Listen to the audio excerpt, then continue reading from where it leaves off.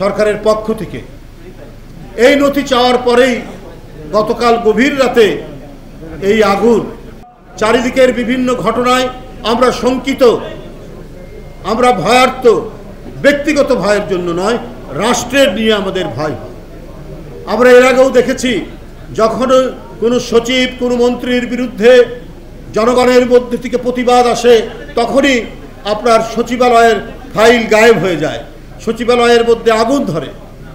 গতকাল মধ্যরাতের যে আগুন, সে আমরা জানি না, আমি কোনো মুখরোচক কথা বলতে চাই না। এই আগুনে অনেক নথিপত্র পুড়ে গেল, কিন্তু একটি ঘটনা আরেকটি ঘটনাকে সন্দেহ তৈরি করে। গতকালই আমরা সংবাদপত্রে দেখেছি যে একটি সরকার কয়েকটি গুরুত্বপূর্ণ নথি চেয়ে পাঠিয়েছেন সরকারের পক্ষ থেকে। এই নথি চাওয়ার পরেই গতকাল গভীর রাতে এই আগুন, এটা জনমনে বিরাট প্রশ্ন দেখা দিয়েছে।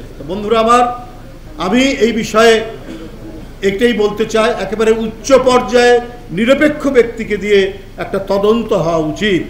কারণ গতকাল শেখ হাসিনার এবং তার দোসরদের কিছু নথি চাওয়ার পর সচিবালয়ের অনেক নথি পড়ে যাওয়া এবং ভয়াবহ অগ্নিকাণ্ড, এইটা মানুষকে ভাবিয়ে তুলেছে, মানুষের মনে প্রশ্ন দেখা দিয়েছে।